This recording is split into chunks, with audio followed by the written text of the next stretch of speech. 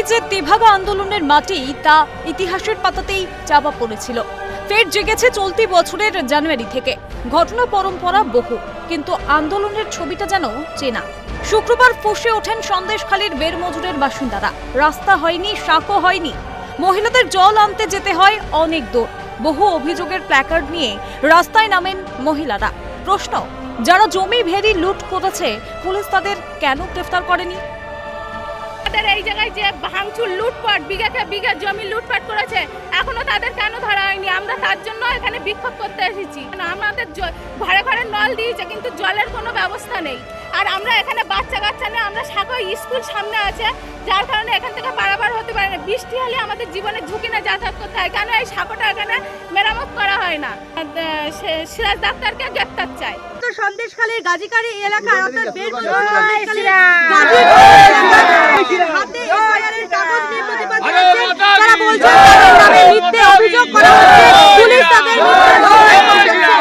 আর আমাদের নামে কেস দিচ্ছে। ভালো ভালো ছেলে মেয়েদের বাড়ি থেকে ডেকে ডেকে নিয়ে গিয়ে কেস দিয়ে দিচ্ছে। লাঠি ঝাঁটা হাতে আন্দোলনের রেশ ছড়ায় সন্দেশখালীর বটতলা এলাকায়। দাবি ওঠে তৃণমূল নেতা দিলীপ মল্লিক ও পিকাইয়ের গ্রেফতারির।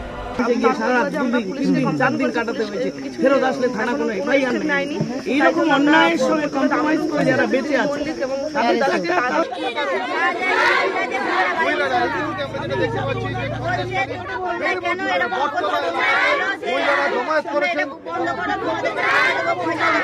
যদিও স্থানীয় বিধায়কের দাবি দিলীপ মল্লিক নাকি ভালো কাজ করছেন। সে যখন ভালো কাজ করছে, মানুষের কাছে যাচ্ছে এবং সংগঠনের কথা বলছে, মমতা বন্দ্যোপাধ্যায়ের কথা বলছে, তখন মানুষ আশ্বস্ত হচ্ছে যে ঘটনাটা কি ছিল সন্দেশখালী। তাই এখন দিলীপ মল্লিক ভালো কাজ করছে বলে তাকে আটকানো হচ্ছে।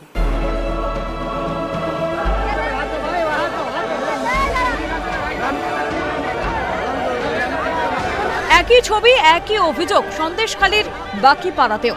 টাকা নয়-ছয় থেকে শুরু করে অনুন্নয়ন। অভিযোগের নিশানায় সরাসরি বিধায়ক সুকুমার মাহাতো।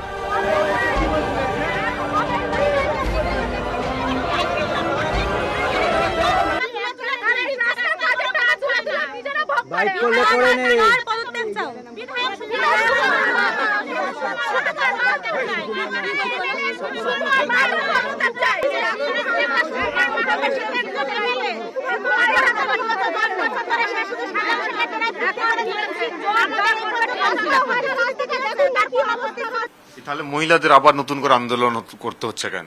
আন্দোলন করছে, ওরা তো আগেও আন্দোলন করেছিল, তখন বিজেপি রং দিয়ে নিজের দলে নিয়ে কিন্তু সেই মানুষগুলো সরে এসছে বলে এখন গাত্রদাহ হচ্ছে। মানুষ যারা আন্দোলন করছিল প্রথম সন্দেশখালী লাঠি ঝাঁটা হাতে, তারা কিন্তু এখন আর সেই আন্দোলনে নেই। শাসকের আইন, এখানে শাসকের আইন, শাসক পক্ষে আমার মাননীয় মুখ্যমন্ত্রী বলেছেন মিথ্যা ঘটনা, সাজানো ঘটনা, যারা প্রতিবাদ করবে তাদের খতম করে। স্থানীয় মানুষের কথা, তাদের দাবি বা অভিযোগ কি শুনতে পাচ্ছেন না জনপ্রতিনিধি, নাকি বোঝার চেষ্টা করছেন না? ক্যামেরায় সুরজিৎ প্রামাণিক ও সঞ্জীব চক্রবর্তীর সঙ্গে মফিজুল ইসলাম ও রেশমি দাসের রিপোর্ট, ক্যালকাটা নিউজ।